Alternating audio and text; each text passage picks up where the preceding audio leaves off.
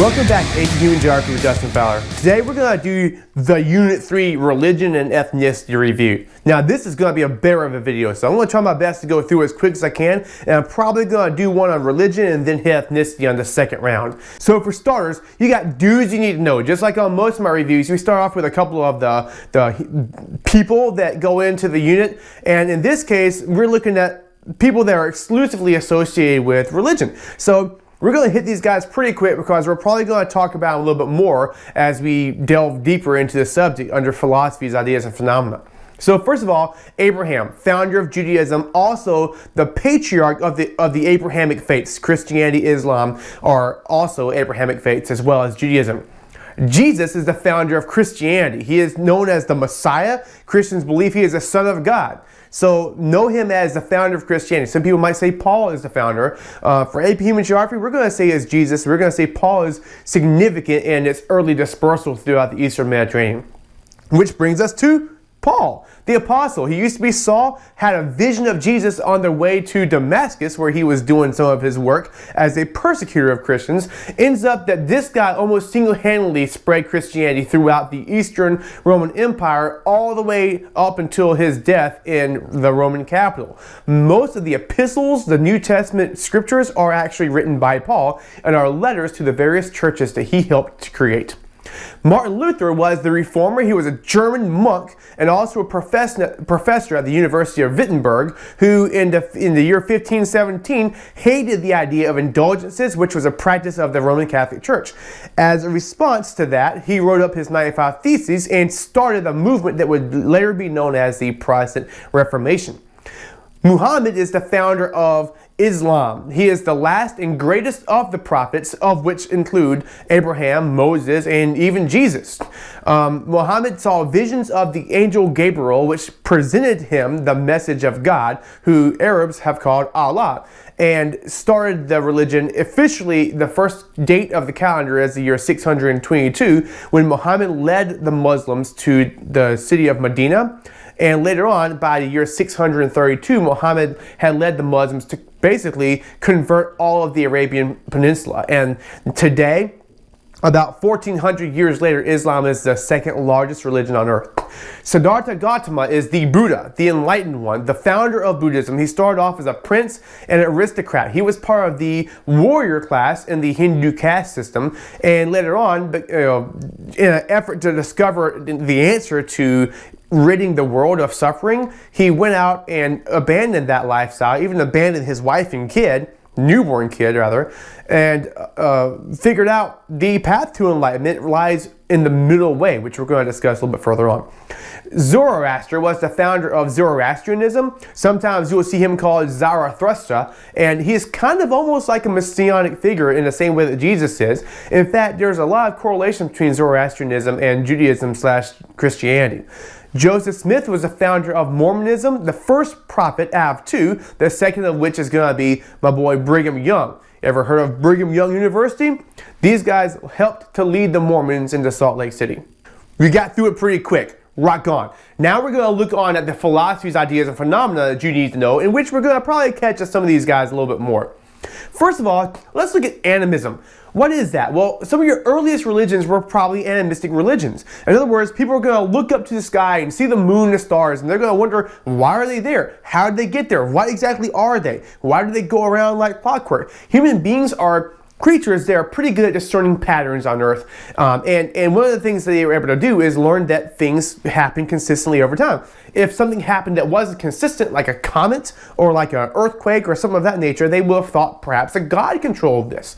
Anyway, the earliest religions were probably animism, which is the worship of spirits, or the idea that spirits kind of dwell within inanimate objects. Animism, inanimate objects. These animistic religions probably led to your earliest polytheism, which is the practice of worshiping more than one God. Most of your Abrahamic faiths, which we're mostly associated with and mostly knowledgeable of, are going to be monotheistic, the worship of one God.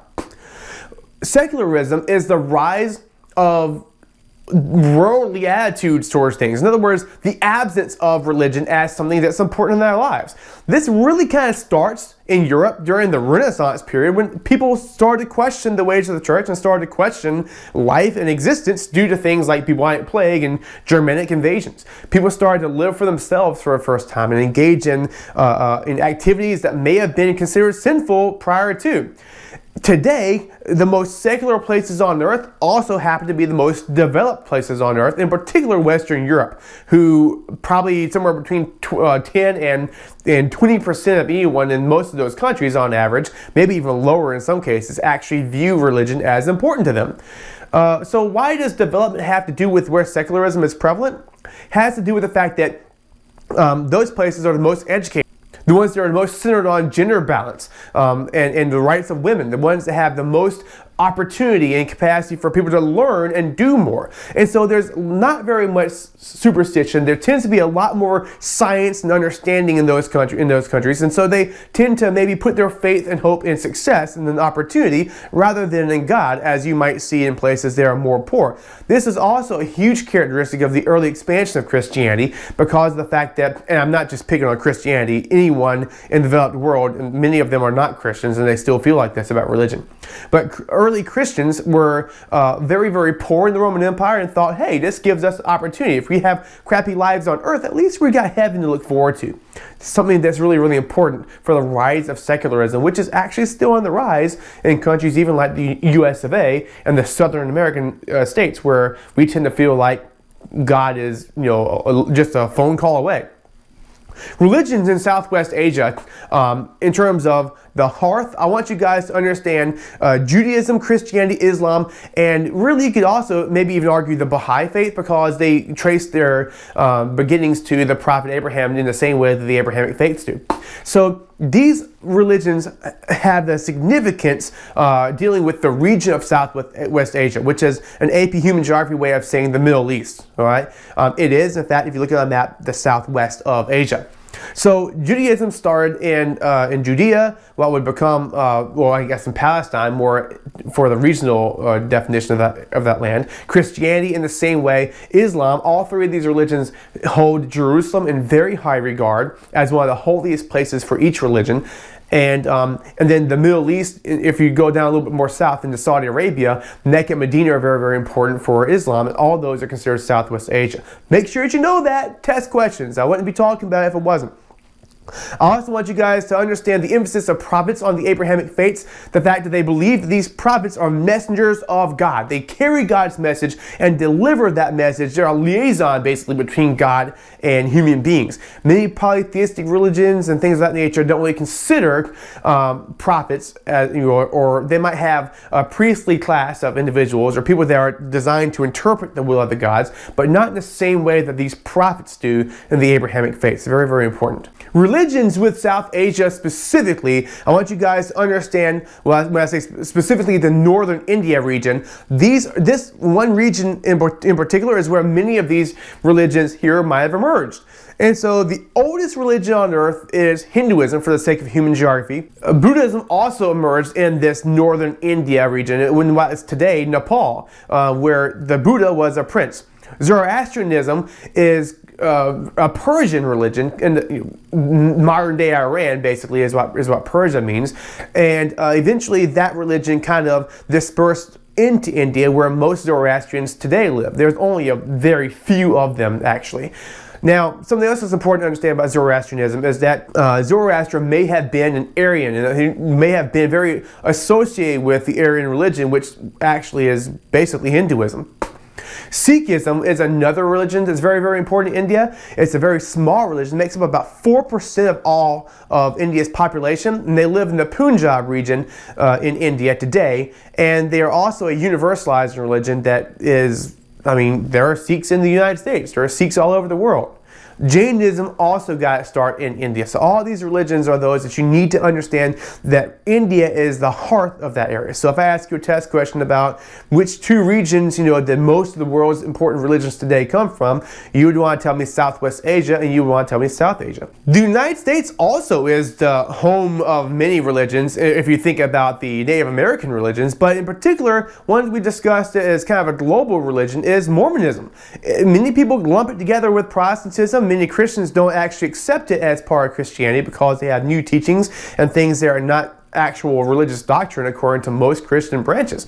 But Mormonism started in New England, and Joseph Smith spent a lot of time in New York, found these golden tablets, and his people were not accepted initially in the place where Mormonism began. So over time they began to move westward, and eventually under the leadership of the second prophet Brigham Young, they landed in what is today Salt Lake City. And so if you look at a map that shows the Christian denominations of the United States of America, you're going to see this area on that map that shows you the Church of Jesus Christ of Latter-day Saints, which is one of two branches of Mormonism, by the way. And that is predominant in that region there. That said, right down the road from my church is a Mormon temple, and we see them all the time. We probably go to school with them all the time. Mormonism is pretty well ingrained in most communities in the United States. So think about that. You probably have friends that are Mormon. Lastly, in terms of the hearth of religion, I want you guys to understand that the East Asian hearth, in other words, China and Japan more or less, is the beginnings of such religions as Taoism. Now, sometimes you'll see it spelled with a D. Taoism is pronounced like that, whether it has a T or a D. But most scholars today use the T to pronounce those words. And so I want to say that you're probably going to see it as Taoism with a T on a human geography exam, but I could be wrong. Just make sure that you know it either way. Taoism is a focus on the way, on the Tao. It is almost like, if you think about Star Wars has been big recently with The Force Awakens. Well, really, you could argue that the Tao and the Force are the same thing. There is a dark side and light side, and maybe that's a little bit confusing because Taoists don't really think about dualism in the same way that many monotheistic religions do. What they think about is balance, okay? You've heard about feng shui. The idea here is that there might be light and dark, all right? There might be black and white, all right? It's the whole yin and yang mentality. There might be heavy and light. These things are not necessarily the same as good and evil. They're just equal and opposites, and together they bring balance to nature. And that's what Taoism kind of is. It's really, really entertaining. I encourage you guys to go online and Google Taoist proverbs or Taoist quotes, and it's hilarious. I love seeing these super philosophical, ultra vague comments that are oftentimes attributed to Taoism. It'll make you chuckle. It's always spectacular advice, and you can apply it to literally just about any walk of life. Confucianism is another Chinese religion that kind of focused on the family, the idea that the father figure is the patriarch, the emperor is the ultimate father figure. Confucianism was very, very important in early Chinese history and all throughout the Chinese history as well. Shinto is exclusively Japanese. It's kind of animistic. It also is a religion that tends to blend together with other religions, which really makes Shinto a syncretic religion. Today in Japan, you will see that many Buddhists are also practices of Shinto as well. So the two have combined themselves, and both of those religions are very prevalent in Japan. It is also important to know that secularism is very important in Japan. Okay, so now we're going to look at the models. Now wait a second. There are no models in human geography for religion. Well, we're not actually talking about models here, but we're looking at things that are really, really important that I would kind of put in the same category as models. These are things that perhaps you might have a few multiple choice questions. Maybe your teacher's going to give you an FRQ related to this. All right, so let's go. Religion on the landscape. Anytime you study any kind of culture, you want to understand its impact on the landscape. I would like to make more videos in which I display this for you guys. Just haven't had the time to get around to it. But Christianity is associated with churches, cathedrals in Europe, Protestant churches in the United States of America. And in particular in the South, you can see that churches have a very distinct look and feel. Most of your older churches, and probably more traditional churches, have the very pronounced steeple and maybe a few other things. It is also very interesting to when you study churches on the southern landscape that today you have more of a rise of pop culture contemporary churches, some of these non-denominational churches that really don't take the look or feel of a traditional church, and many of them are mega churches. And the more these big churches show up, the more people will go back into Christianity. In the region here, I would say the New Spring is kind of the biggest here in South Carolina. And what they're doing is they're attracting churches or attracting churchgoers by using more of a pop culture approach, and they're huge. They don't really look and take the feel of traditional churches. So that's kind of important. This is underway even right now as I present this lecture. Cemeteries are a big deal. We understand that we bury people most of the time in the United States associated with Christianity. You see tombstones and things of this nature. Crosses are very, very important, both in cemeteries and in general on religious structures, sometimes even out in the open. Sometimes you might see people wear a cross around their neck, as a symbol of both Christianity, or because maybe it's just cool, or maybe it means something else to some people, or maybe it's just popular culture now, because in a large way, Westerners have kind of popularized Christianity. Toponyms and road signs are also oftentimes symbols on the landscape of religion. As you will see, many of them are named after saints. Many of them are named after religious figures or maybe books of the Bible.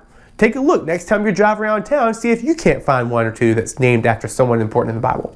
Islam is more associated with mosques as their house of worship. These mosques, as we discussed in class, have minarets, which are towers that are designed to, from which a muezzin, a person who is going to call people to prayer, will stand up and literally shout out the call to prayer, which we've heard. You go on YouTube and look up Muslim call to prayer, also known as Sharam, and you'll understand that, or you'll see that call to prayer. You'll see that it's very, very poetic. Sometimes it's very, very artistic the way that it's sing. And oftentimes today it's done using PA systems through radios and things of that nature, because, it's 2015. Muslim art is centered on geometry, geometric architecture. For example, if you look at the church in Cordoba, now a cathedral, you'll see all this. Calligraphy, very, very artistic way of writing out words. Oftentimes you'll see maybe a picture of the prophet that is actually the profession of faith written out in words, but it shows the image of a person kneeling, the prophet.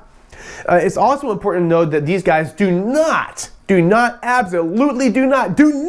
paint images of people, in particular the Prophet Muhammad, because of the fact that they consider this to be a recreation of God's already perfect work. And not only that, but it might lead to the worship of Muhammad in the same way that people worship Jesus as the Son of God. So nobody wants images of human beings or even living creatures. So that's the reason why most of the time they focus their art on calligraphy or on architecture, geometric patterns. Sometimes you might see some of these rugs or tapestries or things of that nature. They're extremely geometric and patterny, and these things are oftentimes attributed with Islam. The Kaaba is the most holy shrine in all of Islam. It is located in the heart of Mecca. It is said to have been associated with Abraham even in the pre-Islamic Arabia, built by the patriarch of monotheism. Today it is a symbol of all things Islam and is the holiest site. Only a select few people, including the King of Saudi Arabia, are even allowed to go in it. And it is a focal point of the Hajj, which is a yearly pilgrimage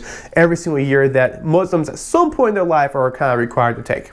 I want you to know that Arabic and Islam kind of are two peas in a pod. In other words, anywhere that Islam has diffused, Arabic also is diffused because of the fact that Arabic is a language in which the message of God was presented to Muhammad. So why would you want to translate God's words? I mean, if you say the brown dog, in English, in Spanish, that it's gonna be the dog brown. You're going to literally change the way the words look. So if you do that enough, you start to distort the words of God. And so anyone who is Muslim is going to want to understand Arabic so they can understand the true meaning of the message of Allah. In Buddhism, I want you guys to understand the Bodhi tree as an important place, or as an important tree rather. There is the Bodhi tree, which is a fig tree in which Muhammad achieved enlightenment, and also called nirvana in Buddhism. This place is one of the holiest places today in Buddhism, and they're said to have had a tree planted there that is a direct descendant of the one in which Siddhartha Gautama was able to achieve enlightenment. Lumbini is a very, very important pilgrimage spot for pilgrims worldwide to go to if they're Buddhists, because this is the place where Siddhartha was said to have been born. It also is considered the holiest site in all of Buddhism. Temples are going to be prevalent in Buddhism, as well as stupas, and oftentimes, since this is somewhat of a global or at least super regional religion is you're going to see many different countries that have different looking temples and different looking stupas. Stupas are kind of like a mound type place that they use to worship to worship in the Buddhist faith. In Judaism, they use synagogues, which are not really churches anymore in the same way that a mosque is not a church. But what they do have is a congregation. They have a room in the back, a chamber where they keep the Torah scroll, and that area actually faces towards Jerusalem in the same way that mosques, that people, Muslims, will pray towards Mecca, keeping their geographic ties to that very extremely holy and religious region. Judaism is an ethnic religion and is very, very associated with and tied to the region of the Promised Land in Palestine / Canaan, whatever you want to call it. But today, the temple that is said to be where God dwelled no longer is there. All that's left is the western wall of the temple, also sometimes called the Wailing Wall. I'm sure you guys have seen pictures. Go online and look. You'll see images or even videos of Jews praying and putting their prayers in that wall. It's important to know that President Obama also put a prayer in the wall, and some loon took it out and published it. It's kind of messed up, but you know, I guess that's what you get for being president. Finally, Hinduism. Ganges River is extremely important in Hinduism. The holiest site, the Indus Valley, which is kind of along the Indus and the Ganges River, it was very, very important to the Harappan civilization, and Hinduism is said to actually go back as far, perhaps, as the Harappan civilization, which is prehistory stuff. The Ganges River has always been very, very important to Hindus, and even today, I want to say that many people will put their ashes into the ashes of the dead into the Ganges River. Ganges River is very, very polluted, probably for that reason, among other things. Temples are very important in Hinduism. You're going to see those scattered all throughout the landscape, some bigger and some smaller, and some even in, I mean, there's a Hindu temple in Tennessee. There's Hindu temples all over the place in the United States. So I'm not saying that Hinduism is exclusively in India. It's just overwhelmingly predominant in India and is an ethnic religion. Ethnic religions are associated with the importance of the region in which they emerge. And Hinduism actually means like the religion of India. Also know that people put house shrines. In other words, they might have a shelf where they worship individual gods that, you know, in some cases, families might have their gods they think are more important than other gods. Just know that any god associated with Hinduism is going to be a personality of the Brahman spirit, which is kind of an overarching God figure. Maybe even the universe is a good way of explaining what Brahman is. Spirit, which is kind of an overarching God figure. Maybe even the universe is a good way of explaining what Brahman is. All right, boys and girls, you just about got it. Time to look at some of the general terms, concepts that you guys need to know for the test. Universalized religions are religions that are universal in that they convert. They actively seek converts. They actively seek to grow by presenting their message to other people. Sometimes you even will see, like within Christianity, for example, and Mormonism, that they're proselytizing religions. They want you not only to grow and become Christian, but they want you to convert from whatever you are into Christianity. I would say that most universalizing religions perhaps are like this. Maybe Buddhism, not so much, but definitely the Abrahamic faiths. An ethnic religion is more so a religion that is associated with the region in which they emerge, in which they thrive. They tend to not want to convert people from other faiths. Rather, if you are born in that region, you are going to be born into that religion. A good way to think about universalizing and ethnic religions is if you think about popular and folk culture and the way that those two things diffuse and the behaviors those things emit. It's very, very similar with universalizing ethnic religions. Universalizing would be almost pop culture-ish in its behavior. It spreads contagiously. It can spread through relocation in terms of diffusion, but it spreads in many, many other ways and is very, very far and wide. Universalized religions tend to have many followers and tend to be very global and scalable. Ethnic religions are the exact opposite of all those things and almost always are going to relocate in terms of how it's diffused. The one exception to this is Judaism, which most of the Jews actually don't live in the point of origin of Judaism, which is modern day Israel. I want you guys to know that a branch of religion is a major break off of a religion. So if we talk about Christianity, for example, the branches of Christianity are going to be Eastern Orthodoxy, Roman Catholicism, and Protestantism. Catholicism being the biggest of the two, and Protestantism being the second biggest, with many, many denominations, which are going to be individual break-offs of that one branch. All right, there are no denominations within Catholic Christianity, and some of the denominations you guys are most familiar with in the Protestant Christian. In Protestant Christianity, are going to be Baptists, Methodists, Lutherans, Episcopalians, so on and so forth. Many of those different groups, and you can see maps of these all throughout the United States. If you just go online, look up map of Protestant U.S. or map of Protestantism, and you'll see exactly what I'm talking about. A sect is more of an obscure break-off, not nearly as well established. Typically, they might have views that most people are a little bit thrown aback by. Maybe they don't even consider them to be actual views of the overarching faith. A good example of this is when Mormonism first began, many Christians considered it to be a sect of Christianity. When Christianity first began, many people in the Jewish community thought that Christianity was a sect of Judaism. So that's kind of what I mean whenever I look at the word sect. We already talked about proselytizing, being to actively convert people from another religion in hopes that they will become Christian or Muslim or whatever it might be. The Pope is going to be the Bishop of Rome, the most important figure in the Catholic Church. One of the major problems with Catholic Christianity that Martin Luther had to do with the authority of the Pope and his interpretation of scriptures. The Great Schism is a split, a formal divide between the Eastern and Western Roman churches. The East became known as the East Orthodox Christianity, and this was the beginning of that first branch of Christianity, and the West remained Roman Catholic. The two leading religious figures, the Pope and the Patriarch, actually excommunicate each other and believe that salvation was denied to the other. So if you're a Roman Catholic, you believe all the Eastern Orthodox were going to hell at that time, and vice versa. It wasn't until the 1500s, as we discussed with Martin Luther, that you had the Protestant Reformation.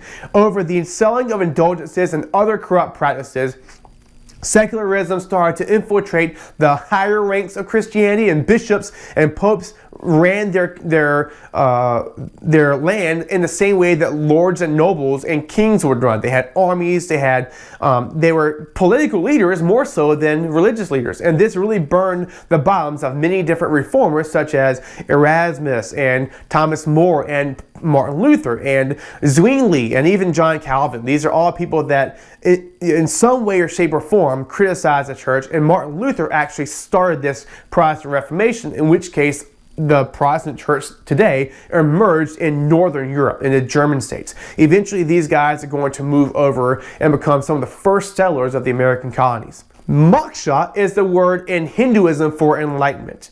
Dharma means to do your duty in Hinduism. So your Dharma actually can determine karma. In other words, we think about bad karma, we think about if you do bad things are going to happen to you. Well, in the same way, your duty is your Dharma, and if you continue to do your duty, so if you're a king, be the best king ever. If you're a teacher, be the best teacher ever. If you're a student, learn the most you can ever learn. That's your Dharma. And doing your Dharma actually creates good karma, which can help you to reincarnate into something better in the next life, a little bit closer to enlightenment or moksha, which is kind of becoming one with this Brahman spirit.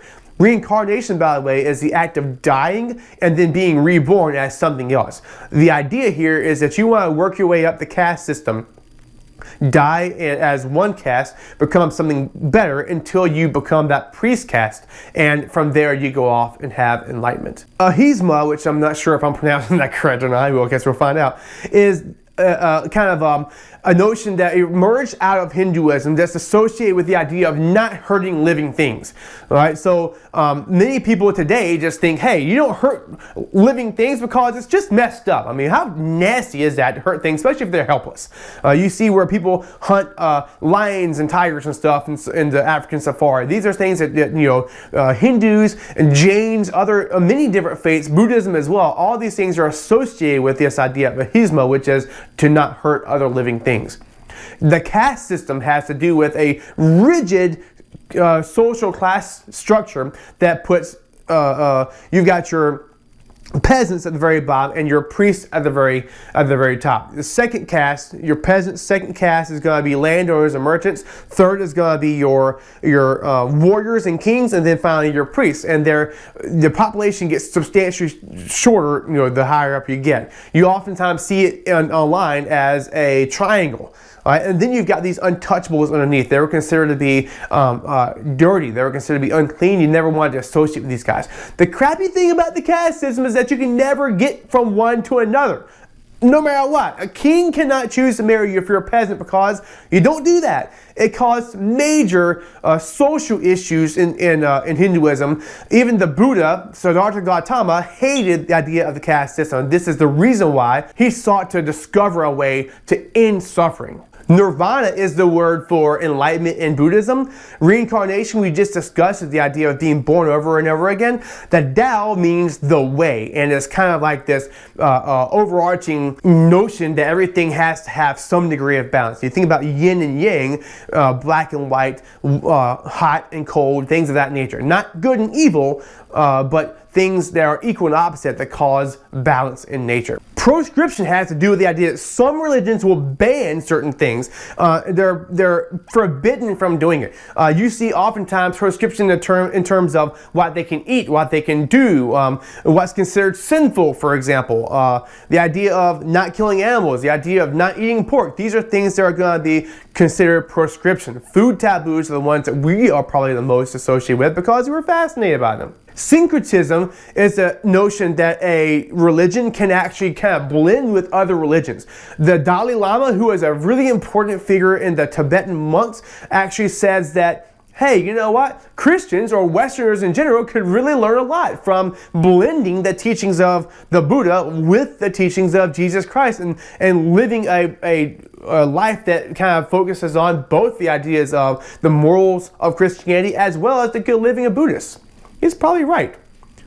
Jihad, lastly, is a struggle, a religious struggle, of the idea that one wrestles with himself over doing right within his religion. Today, we oftentimes associate this with religious warfare and terrorism because, well, unfortunately, that's what the terrorists want individuals to think, and it really does cause detrimental image of Islam in the West, in particular in the United States, where Islamophobia is very alive and well, and it's kind of a serious social issue. Lastly, it's actually pretty important you guys understand groups of countries, be able to tell me where these following things are on a map. I'm linking the study guide in the description, by the way. I didn't say that earlier, but I'm linking the study guide with links that kind of show you these regions. I highly recommend that you take a look at them so that you understand the spatial components of where these religions and things we discussed are. So Southwest Asia is the same as the Middle East, and that's home of many different, all of the Abrahamic faiths. You also need to know that South and Southeast Asia, countries like Pakistan, Bangladesh, India, Indonesia, these are countries that have the most Muslims on earth today. Not any country in the Middle East. Again, look below. I'll have a link that shows you guys a little bit of a breakdown of the population of some of these countries. And you will see that overwhelmingly most Muslims actually live in South and Southeast Asia. Test question stuff, I'm sure that's going to be on the APHG exam. Please make sure that you know it, for goodness sakes. Iran and Iraq, you must know where these two dominating countries in the Middle East are from a geopolitical as well as a religious standpoint, because one of them, Iran, represents the majority of Shia Muslims on earth, and the other one, Saudi Arabia, represents Sunni Islam, and both of them are conservative in their own way, as one is a theocracy, Iran, and one is a monarchy, Saudi Arabia. Today, even right now, you'll see where there are issues in the news having to do with these two places, and their diplomacy between the two is non-existent because of recent executions in Saudi Arabia and the lack of protecting an embassy in Iran. So make sure that you guys are watching the news, but nonetheless, for the exam, know those places on earth and understand the importance of the diffusion here, or I guess of the difference between Shia and Sunni in those areas. Mecca and Medina are both in Saudi Arabia. Need to be able to understand where they are. There's a little divot kind of in the Arabian Peninsula that helps me to understand, even on a map with no indicators of where these two things are, as where they are, because Mecca is in the south of that divot and Medina is a little bit to the north. Also know that Medina is called Yathrib in Arabic history because it didn't change its name to Medina until after Muhammad. Turkey is the most Western and most secular-minded Muslim country on earth today, and in fact is kind of associated more with Europe as, in some ways because of that. I want to say that there's even recent bids to have Turkey join the European Union. That's kind of a big deal, especially when you think about the fact that it is a predominantly Muslim country. North America and Australia are the home to the majority of the world's Protestants. The Baptist Protestant groups in the southern United States. You see Baptist churches all the time. Most of you, if you live in the South, are probably Baptists. You have other denominations that kind of exist predominantly in other parts. Catholicism is really, really big in the United States. There are more Catholics than any denomination of the Protestant faith in the United States, but there are more Protestants than there are Catholics if you count all Protestants together. The largest Protestant group in the United States are the Baptist group. Also know Salt Lake City, Utah, that region there in the American Midwest is the primary place where you're going to see the focal point, if you will, of the Church of Jesus Christ of Latter-day Saints. So that's it. You guys have made it all the way through the review. Please take a look at the description for a interactive copy, a digital copy of this study guide review with links and stuff. I would recommend for you guys to study that you actually take out a printed copy of that and maybe even check off the things that you understand the most. And if you don't understand it, after you've gotten done watching my video, scroll through and click some of those links for a little bit of a deeper understanding of some of the material that you might be responsible for. Good luck on your test. I hope you guys like my video. If you do, please share it and like it. Subscribe to my channel. Let people know what I'm doing. I'm here for you. I want everybody to make a 5 on the AP exam. Thank you very much.